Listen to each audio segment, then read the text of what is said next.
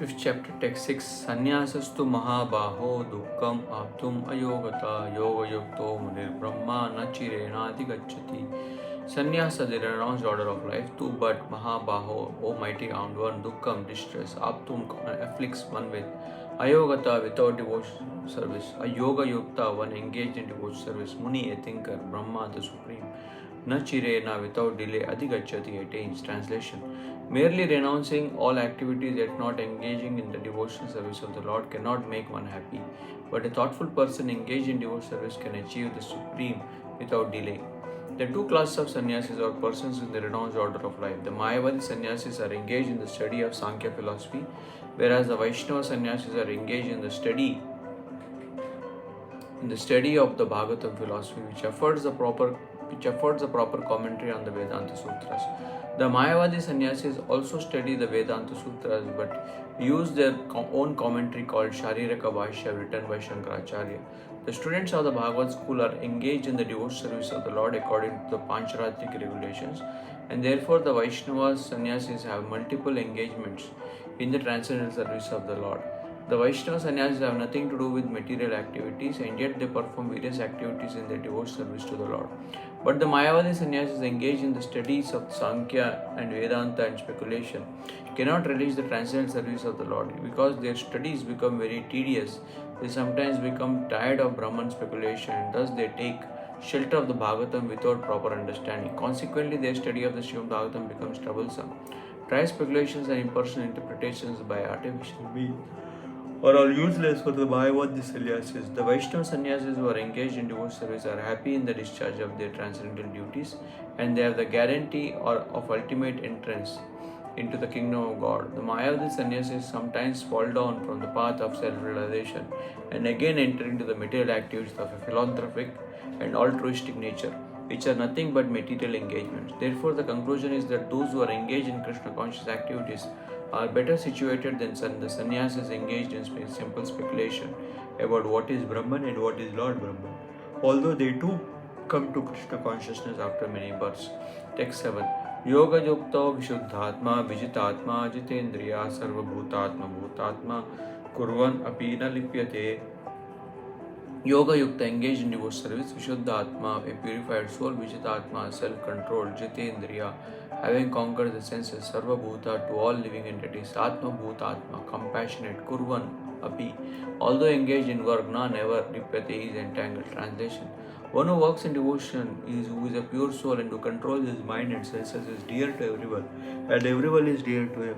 Though always working, such a man is never entangled. Purport: one who is on the path of liberation by Krishna consciousness is very dear to every living being, and every living being is dear to him. This is due to his Krishna consciousness. Such a person cannot think of any living being as separate from Krishna, just as the leaves and branches of a tree are not separate from the tree. He knows very well that by pouring water on the root of the tree, the water will be distributed to all the leaves and branches, or by supplying food to the stomach, the energy is automatically distributed throughout the body. Because one who works in Krishna consciousness is servant to all, he is very dear to everyone. And because everyone is satisfied by his work, he is pure in consciousness. Because he is pure in consciousness, his mind is completely controlled. And because his mind is controlled, his senses are also controlled. Because his mind is always fixed on Krishna, there is no chance of his being deviated from Krishna. Nor is there a chance that he will engage his senses in matters other than service of the Lord. He does not like to hear anything except topics relating to Krishna. He does not like to eat anything which is not offered to Krishna, and does not wish to go anywhere if Krishna is not involved. Therefore, his senses are controlled. A man of controlled senses cannot be offensive to anyone. One may ask, why then was Arjuna offensive in battle to others? Wasn't he in Krishna consciousness? Arjuna was only superficial offensive because he has already been explained. Yet, as has already been explained in the second chapter, all the assembled persons on the battlefield would continue to live individually as the soul cannot be slain. So spiritually no one was killed on the battlefield of Kurukshetra. Only their dresses were changed by the order of Krishna, who was personally present. Therefore Arjuna, while fighting on the battlefield of Kurukshetra, was not really fighting at all. He was simply carrying out the orders of Krishna in full Krishna consciousness. Such a person is never entangled in the reactions of work. Text 8 to 9. Naiva kinchit karomiti yukto manyeta tattvet pashyan shrinvan sprishan Jigran, Ashnan, Gachan, Swapan, Swashan, Pralapan, Vistijan, Grinnan, Unmishan, Nimishan api, Indriyan, Indriyardeshu, Vartanta, Itidhariyan, never, eva certainly, Kinchid, anything, Karobi, I do, Itidas. Yukta engaged in the divine consciousness, Manyeta thinks Tattvavid, one who knows the truth, Pashyan, seeing, Srinvan, hearing, Sprishan, touching, Jigran, smelling, Ashnan, eating, Gachan, going, Swapan, dreaming, Swashan, breathing, Pralapan, talking, Vistijan, giving up, Granan, accepting, Unmeshan, opening, Nimishan, closing, Api, in spite of, Indriyani, the senses, Indriyardeshu, in the sense gratification, Vartante, let them be so engaged, Iti thus Dharayan, considering. Translation: a person, the divine consciousness, although engaged in seeing, hearing, touching, smelling, eating, moving about, sleeping and breathing, always knows within himself that he actually does nothing at all. Because while speaking, evacuating, receiving or opening or closing his eyes, he always knows that only the material senses are engaged with their objects and that he is aloof from them.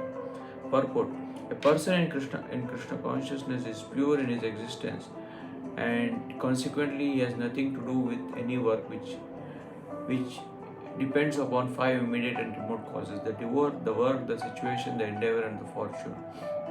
This is because he is engaged in the loving transcendental service of Krishna. Although he appears to be acting with his body and senses, he is always conscious of his actual position, which is spiritual engagement. In material consciousness, the senses are engaged in sense gratification, but in Krishna consciousness, the senses are engaged in satisfaction of Krishna's senses. Therefore, the Krishna conscious person is always free, even though he appears to be engaged in the affairs of the senses. Activities such as seeing and hearing are actions of the senses meant for receiving knowledge, whereas moving, speaking, evacuating, etc. are the actions of the senses meant for work. A Krishna conscious person is never affected by the actions of the senses. He cannot perform any act except in the service of the Lord, because he knows that he is the eternal servant of the Lord. Text 10. Brahmanya adaya karmani sangam tektva karotya lipyate nasa papena tvarpadma patram ivambasa.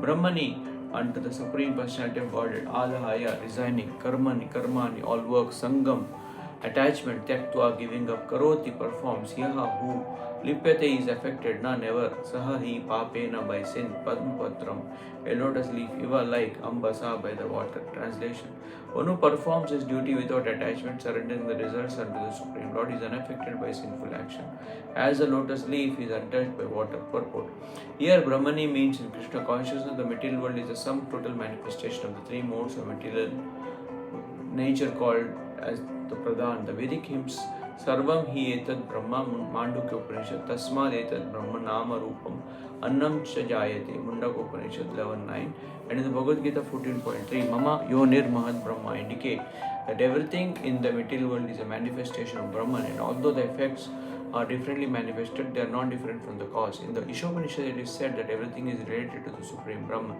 or Krishna, and thus everything belongs to him only. One who knows perfectly well that everything belongs to Krishna, that he is the proprietor of everything, and that therefore everything is engaged in the service of the Lord, naturally has nothing to do with the results of his activities, whether virtuous or sinful. Even one's material body, being the gift of the Lord for carrying out a particular type of action, can be engaged in Krishna consciousness. It is then beyond contamination by sinful reactions, exactly as the lotus leaf, though remaining in water, is not wet. The Lord also says in the Gita 3:30, Mai sarvani karmani sanyasa, resign all works unto me, Krishna. The conclusion is that a person without Krishna consciousness acts according to the concept of the material body and senses, but a person in Krishna consciousness acts according to the knowledge that the body is the property of Krishna and should therefore be engaged in the service of Krishna.